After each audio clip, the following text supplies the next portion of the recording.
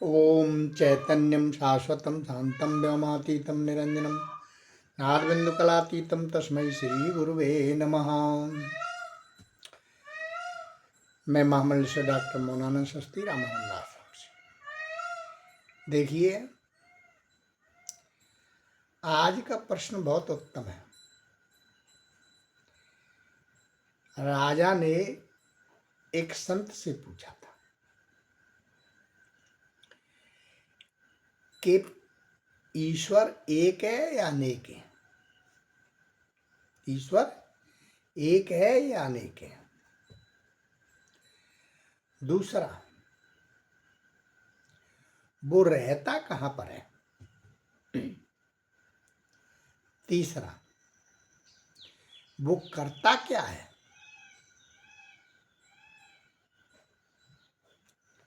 ये तीन प्रश्न राजा ने संत से पूछे। संत बड़े अच्छे थे।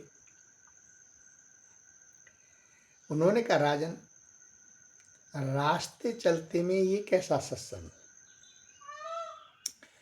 आप हमें ले चलो अपने घर, सेवा करो, जो भी आपकी शंका समाधान प्रश्न है हम हल कर देंगे। ठीक है महाराज। चले गए। 2-4 दिन रुके, सेवा शुश्रूषा हुई, बढ़िया आनंद आया।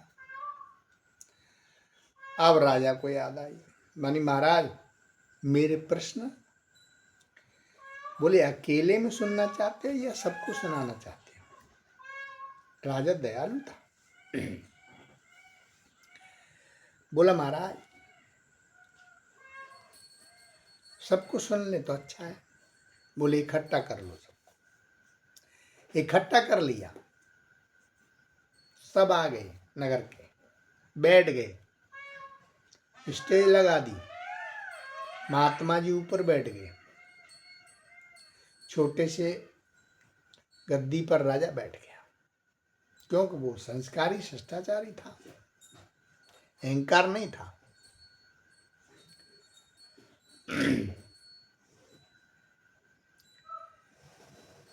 अब राजा ने प्रश्न किया, महाराज ईश्वर एक है या अनेक है? बोले इसका उत्तर हम आपको दे देते हैं। वैसे परमात्मा एक है और आवश्यकता पड़ने पर एको हम बहुश्यामी, एक से बहुरूप हो जाता है। पूरा संसार, सारे प्राणी, सब जगत पसारा, दृश्य पूरा उसके ही किया हुआ है, उसी में उत्पन्न है। महाराज प्रैक्टिकल में समझाओ। बोले ठीक, आप ऐसा करो, एक एक के सिक्के मंगाओ, 10, 20, 50। मंगा लिए राजा ने। बोले अब इनको गिनो। ठीक।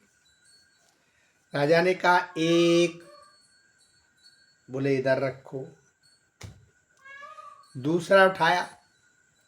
राजा बोलो महाराज 2। महात्मा ने हाथ पकड़ लिया। बोले राजन क्यों झूठ मूलते हो? बोले क्यों महाराज,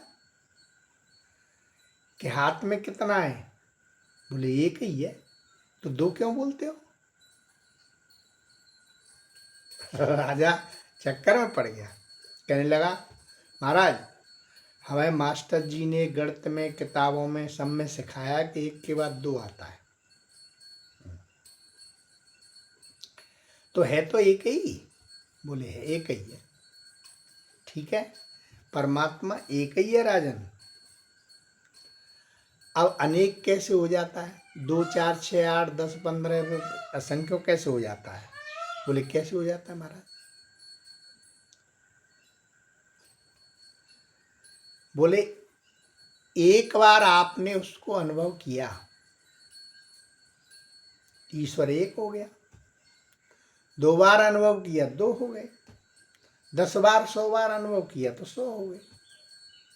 अनेकों बार किया तो अनेक हो गए। बोले वाह महाराज, समझ में आ गया। ठीक, अब दूसरा प्रश्न बताओ। कि दूसरा प्रश्न है महाराज वो रहता कहाँ पर है? मानिए राजन अब आप ऐसे करो, 1 कटोरा दूध मंगाओ। बोले ठीक, दूध आ गया। बोले भाई ये बताओ, महात्मा जी ने वो ले लिया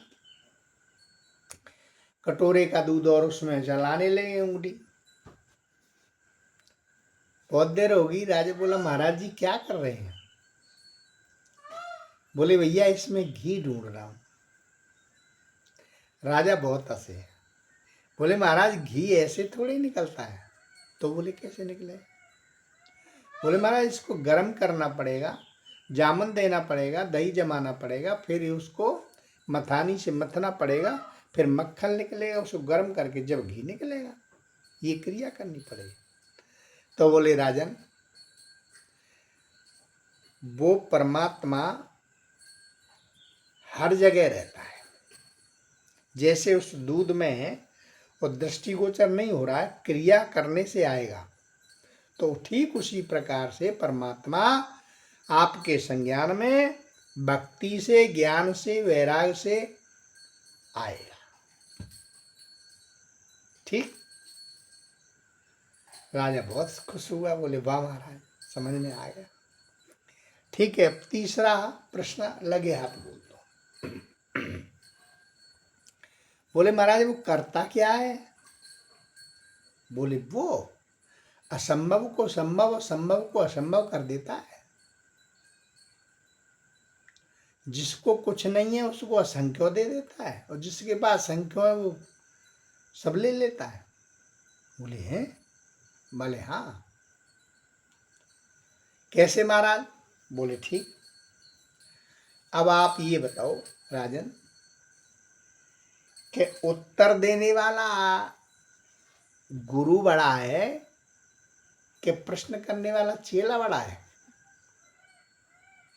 राजा बोला बोले महाराज गुरु बड़ा है। तो बोले राजन आप तो सिंहासन में बैठे हो मेरे बराबर में, फिर कैसे गुरु शिष्य हुए? बोले हाँ महाराज। कान पकड़े, राजा उतर करके कुर्सी पे बैठ गया। बोले राजन ये राजशाही ठाट भी हटा दो, ये मुकुट हटा दो, फिर सत्संग लो। बोले मैं लो महाराज, उतार के रख दिया। बोले राजन अभी समझ में नहीं आया? बोले क्या महाराज? अरे भाई परमात्मा यही तो करता है। क्या? बोले थोड़ी देर पहले तुम राजगद्दी पे बैठे थे, मैं तख्त पे बैठा था, अभी उसने तुम्हें कुर्सी पे नीचे बैठा दिया और मैं राजगद्दी पे बैठा हूं। कब क्या कर दे कुछ पता नहीं, यही करता है वो। राजा बड़ा प्रसन्न हुआ, चरणों में प्रणाम किया मस्तक रख के। बोले वाह महाराज मान गए, ठीक है। बोले समझ में आ गया सत्संग? बोले आ गया महाराज। बोले ठीक, अब ज्ञान मार्ग से जाओगे परमात्मा के साथ कि भक्ति मार्ग से कि वैराग से? बताइए। मानी महाराज हम तो भक्ति मार्ग से जाएंगे। बोले ठीक, भगवान का नित्य पूजन, पठन पाठन, अध्ययन और सुमरण किया करो, उसके गुणगानों का वखान किया करो।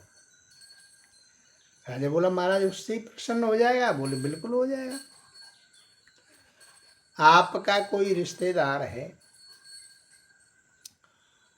और वो एक बार दो बार आया, अब कोई बच्चा उसी को याद करता है, बार बार करता है, तो उस आदमी की भक्ति उस बच्चे के प्रति हो जाएगी, हो जाएगी कि नहीं? तो परमात्मा की गुणगान करो, मस्त रहो, व्यस्त रहो, आनंद लो जीवन का। जय श्री राम।